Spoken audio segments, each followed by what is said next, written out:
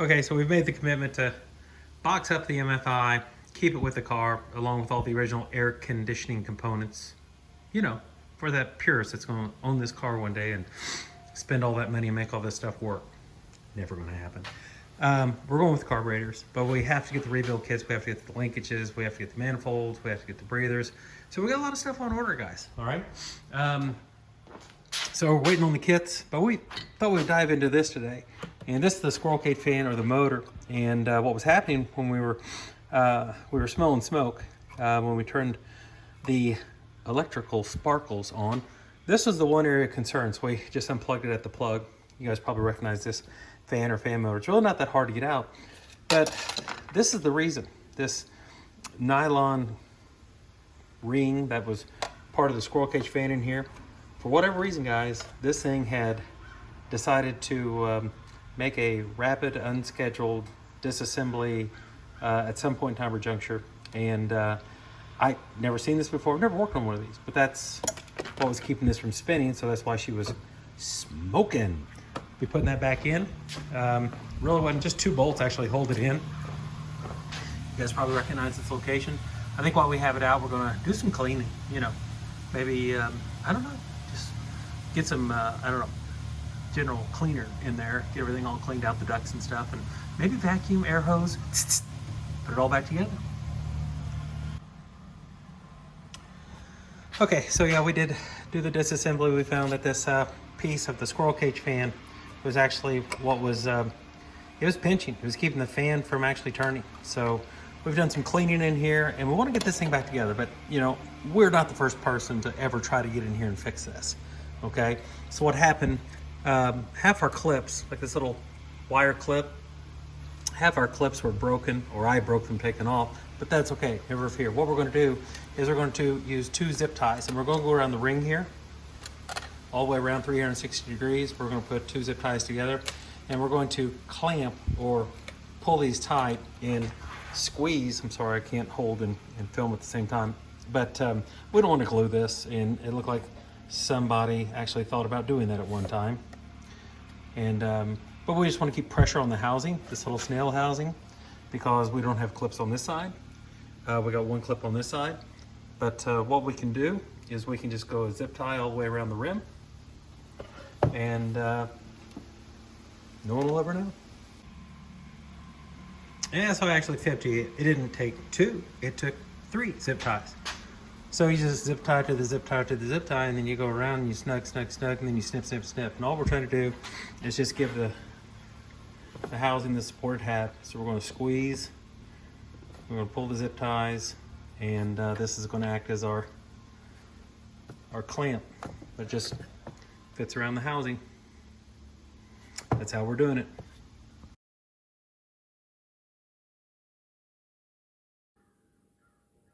Here's what we got going today. We're going to be ordering a few parts. We took off the Pierberg pump. This was the 1 bar pump, 14.5 pounds pressure. This is what we're trying to use to get the MFI going. We've taken the MFI off, and we're going to box it up and keep all the original hardware and stuff with it. But I think we got the pump for sale on eBay right now. Hey, it's only used for about 5 or 10 minutes. Never could establish anything out of the MFI. We're going to be putting this pump on. This is the Carter rotary, and it has around 4.5 pounds. So we're going to be wiring this up and putting it in the same spot. Putting the Carter on today. We're going to be ordering the swap kit, hopefully, if we get an empty dealer on the phone, trying to get something going up in Springfield. There's an actual kit to plug all of your fuel injection, where your fuel injectors went. There's a plug kit, but there's also a sleeve kit for back here on your oil lines. This is your return. And then back down here, instead of having this come out, I know that big hose is in the way, but basically we need to eliminate this. We need this did go over to the MFI pump and service it and keep it all nice and lubricated, and we'll keep this. This hose is in great shape. But there's a sleeve with 2 copper washers that's going to go down here and take this out and replace it. So we won't need this, and we'll put a plug or a cap on this. So anyway, we're trying to order the sleeve kit, put the fuel pump in today. got our Carter pump installed here. And you can actually buy a kit. You don't have to run all this hose like I'm doing. Remember, the protective plater cover will go on over this. We kept the factory fitting here.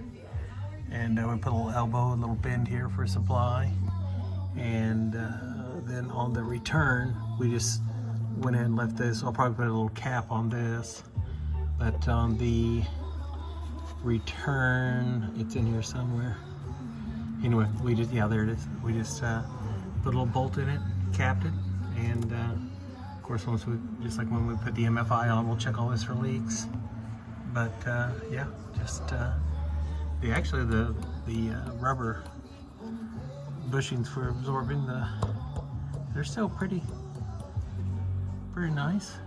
I didn't have to replace them, so this pump's going to be a lot more quieter than the Pureberg pump. Pureberg pump was pretty loud, but yeah, got the Carter installed. Okay, so we're waiting on the parts to come in. Gonna go ahead and start tearing the carburetors down, and honestly, these gaskets weren't all that bad. I mean, that's probably something you might want to hang on to, I guess. But accelerator pumps, the diaphragm, you know, it still had some life in it, guys. It wasn't dried or cracked. It's not in the best condition, but it's I mean, it's not gummy or trying to fall apart. The gaskets didn't look all that bad, honestly, and the carb came apart pretty easily. Just trying to get the old Berryman carb cleaner down in all the orifices, and so I pull everything, and I don't know, you have different size wire. I try to run a wire inside and get down in every passage that I can. I try to soak and get as much Berryman down in everything that I can. Behind these screws that are holding the emulsion tubes, you can take the wire. I don't know if I can show you this, but you can pull the screw. It's probably gonna take forever now. Just you want to check and see how everything's looking down the internals. Just fish the emulsion tube out of there. I call it an emulsion tube. I have to look at the Weber book, see what they define it as. But she comes right out, and then she goes down to the float bowl. That's not good. Yeah, but anyway, so just take everything apart. Keep yourself a little, you know, method of order of operations going. And we're gonna use some carb cleaner. Pretty sure we have some carbon choke cleaner. That little red straw under pressure. We're gonna go in all the orifices after we let the Berryman soak. We're only gonna do one at a time. I don't like to take both of them apart. It's just a nervousness I have, I guess. I don't know, but we're gonna let this soak overnight. I'm sure the garage will smell real nice. Maybe we'll set this outside. This Berryman or this carb cleaner stuff, you guys know the smell. Once it's, oof, it doesn't come out of your skin for days, fellas. So anyway, waiting on the carb kits. Got all the other parts ordered. Got that pump installed today. Yeah, just, you know, different system of fuel delivery. That's what we're down to with the Webers. Okay, day 2 of Weber carb rebuild day. We soaked these overnight in the special sauce. Today we're going through with the carb cleaner. You know, got a couple different brands here. Never tried this kind. Yeah, $2.80 at Menards. You save big money at Menards. And using the last of this product here, you know, it's a battle of the carb cleaner. This is the only passage that I've found that I haven't been able to blow out. Using this little guy here with some pressure. Using the wire. Running the wire down in all the passages. You know, getting her as clean as possible, guys. Soaking overnight. Didn't really do anything to the exterior. Didn't change the anodize the gold. But floats are all good. You know, this is just the day where you go through everything and you just kind of, you know, clean out everything. Take off what you're comfortable taking off. Clean, pick, you know. Put the cleaner down in there. Try to open everything up. See if you get anything clogged. See if you can find any clogs. That's all we're doing. Okay, so here's what we got going today. Still waiting on our kits to come. Rebuild our Webers. Putting in the rear bumper section here. Remember we ordered the aluminum one. got it on, got it fitted. As far as the bumperettes, we're not going with the factory rubber ones. I like the clean chrome ones better. We canceled the kit. We're actually going to order a kit that came with the block-off plate for this. But what we ended up doing, instead of using the oil pressure sending unit for an MFI car, they had a block-off plate that you can put in here in place of the spacer in the kit. We canceled the kit and we're just going to go ahead and use our own plugs.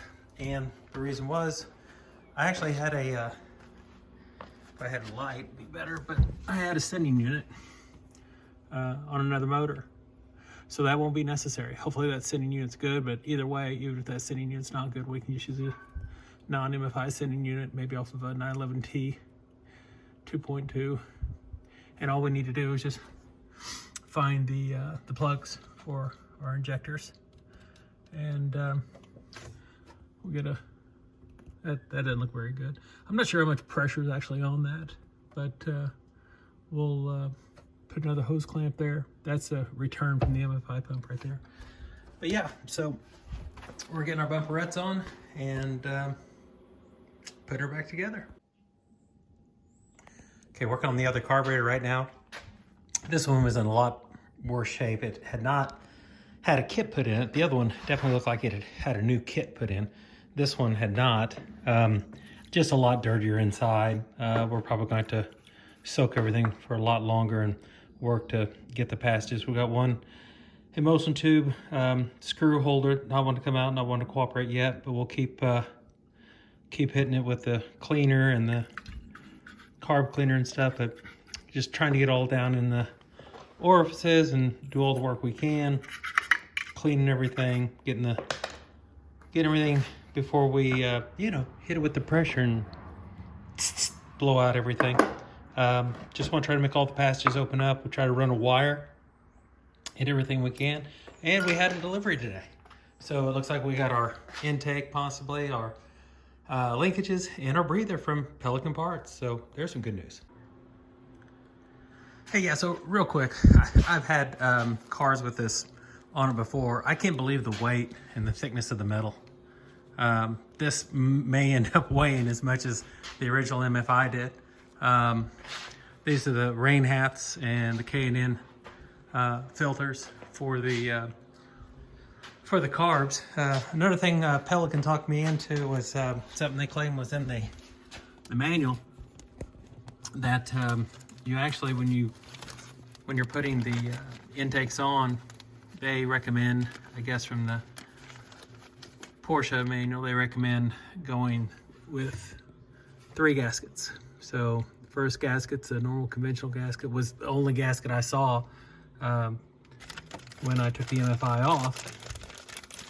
And then, I don't know, for vapor lock or whatever, they suggest going with this different material, different thickness for sure. And then coming back in over the top. Of course, I don't have my plugs in yet, so we need to get our plugs in. So what we're doing here is this gasket, 3 gaskets before I actually put the intake on.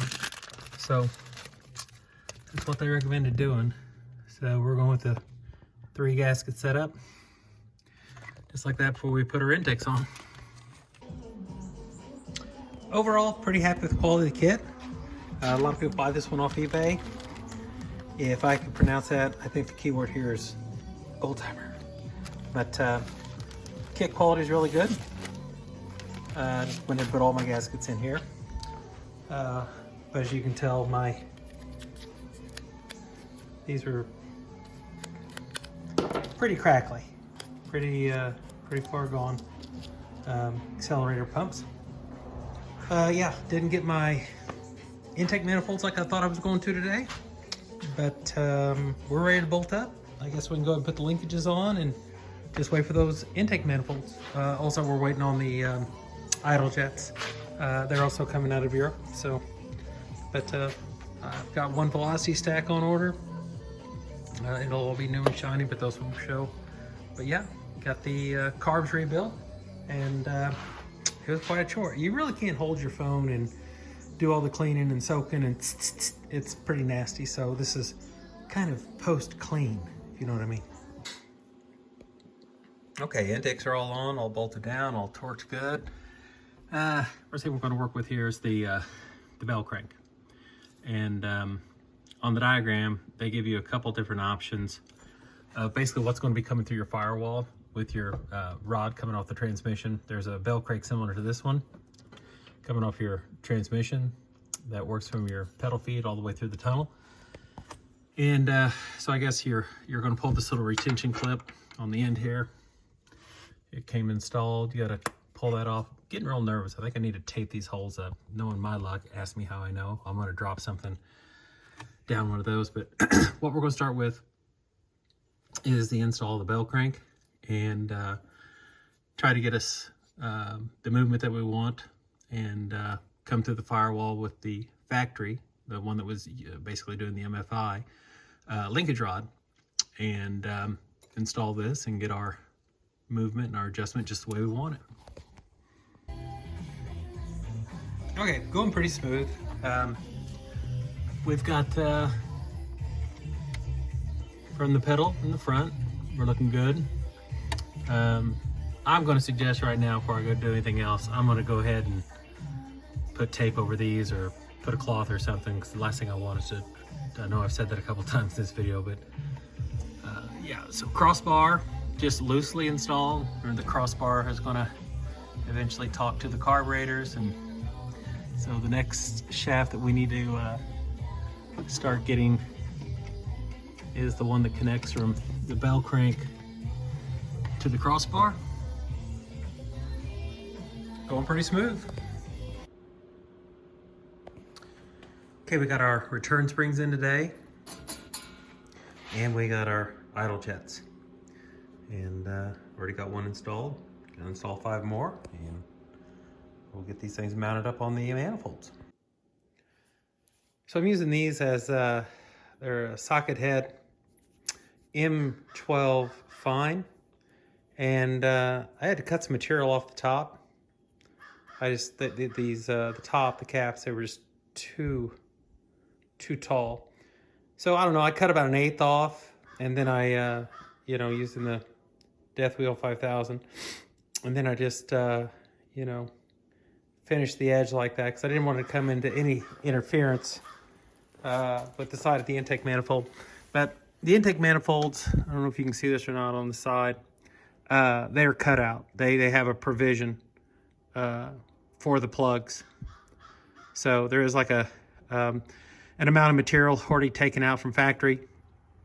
You do have to loosen your intake manifolds, or have your intake manifolds off all the way to put these in, but I left just enough material in here, or so the Allen wrench would go in there just fine and grab it and tighten it. I'm also using the copper washer from the original mechanical fuel injector.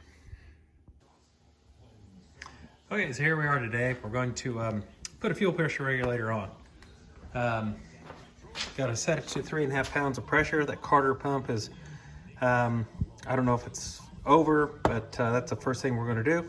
If the fuel pressure regulator doesn't fix our problem or our issue, I'm saying we're going to get new needle valves, shutoffs, for the carburetor. So I've already got some found on the internet, but I'm pretty sure we're going to have to order them. But I'm just hoping, fingers crossed, outside chance that we got too much fuel pressure and it's blowing past the needle valve, the shutoff. So fingers crossed.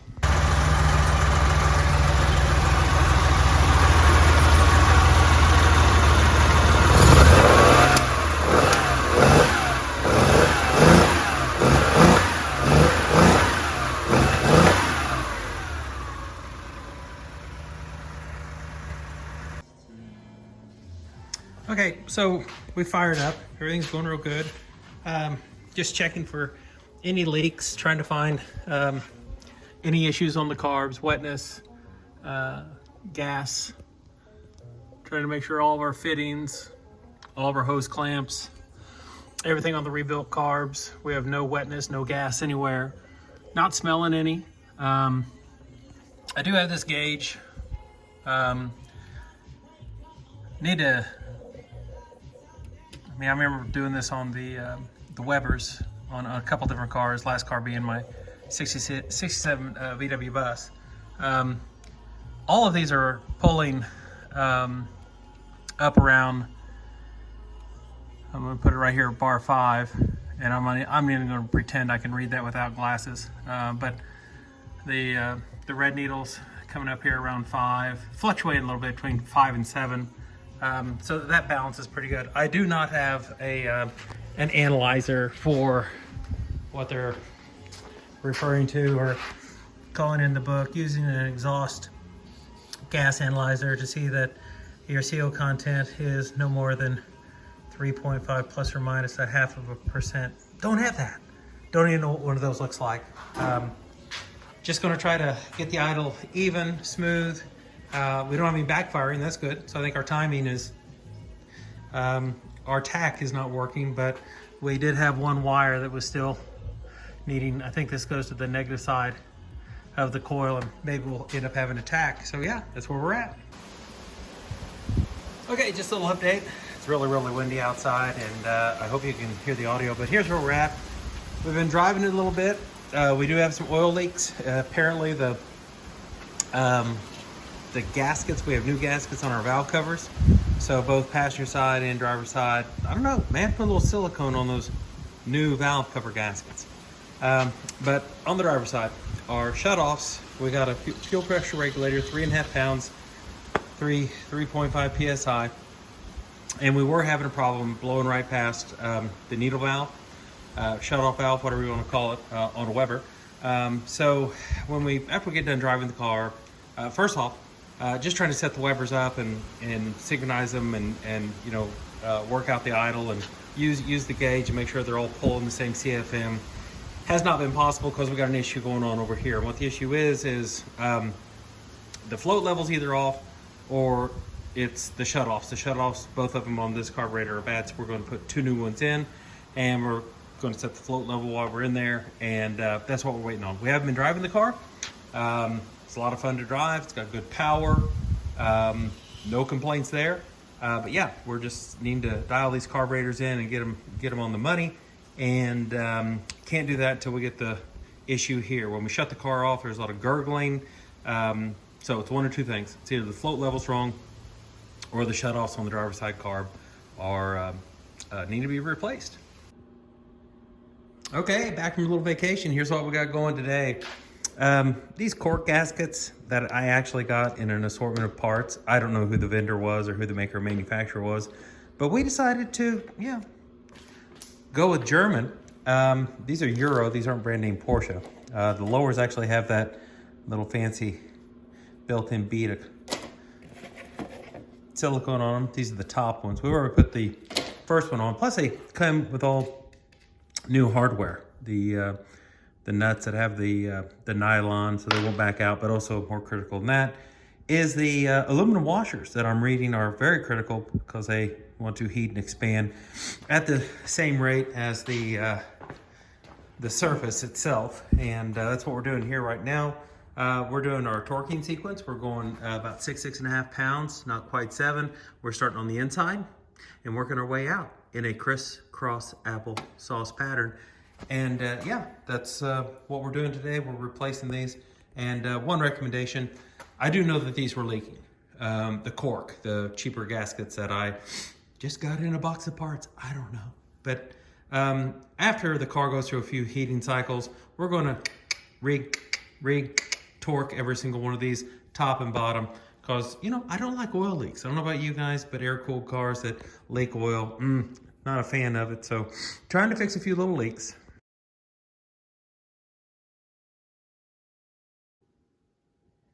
All right, that wraps up the day. The gaskets, the cork gaskets, they were of low quality.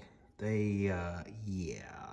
So hopefully these paper gaskets that are supposed to have some zinc and some of that factory OEM type stuff, they'll they'll take the torque in. We torqued everything down, did the pattern, you know, inside to outside, crisscross applesauce, did all that. Got them all on, lost a little bit of oil, topped our oil level back up, and got our black breather hats on top of our Webers. I don't know. I don't know if I'm liking the black. I don't know what color would possibly look better, but hey, it's about functionality. Just little things have to still be dialed in. We still don't have a signal to the tachometer. Don't know what's going on there. Need to do some wiring harness research. Need to check all the lights. Horn is working. I know I have a low beam out. I already shut down the lights for the day in the garage. But yeah, just some little dialing in, interior bits and things like this. Gonna have to buy some of that material that goes across the dash, that weave look, because ours is definitely missing some. Thinking about dyeing that. Thinking about going possibly same color as the interior, but that wouldn't be factory, so I don't know. Anyway, that's the update on the car now. Sorry the update's been kind of slow. Been kind of slow progress working on the Webers and getting everything going and getting them all adjusted, and hopefully I get a drive video up. Pretty nasty weather right now in November, so not going to take it out and drive it while the weather's all nasty, and yeah. Okay, so here's what we're doing today. We're using this little piece of carpeting to gently wedge in here between the float and the side of the bowl. And then what we need to have happen here, we're using our caliper here. That measurement right there is 13 millimeters. And we're going to use our caliper and come in on the side and just eyeball the top of the float to where the top of the float is between 12.5 and 13 millimeters. That's the top of the float, 12.5 and 13 millimeters from the gasket surface. So that's where we want the fuel shutting off on both floats. So after we take that measurement and that is set, we're then going to go in here and we're going to increase this to 18 millimeters. And our measurement from that little tab in there, the top of that tab, to the gasket surface is going to be 18 millimeters. And that's how you adjust and set the float level. Now, I know they make a fancy tool, but you know what? We'll get her close, guys. Coming right there, touching the side, the gasket surface to the top of the float, but I'm not going on that little crown or ridge, because even like the tool that you can buy on the interwebs, it has a cutout for that. So they're wanting to reference and use the side of the float right here, the top, for the 13 millimeters.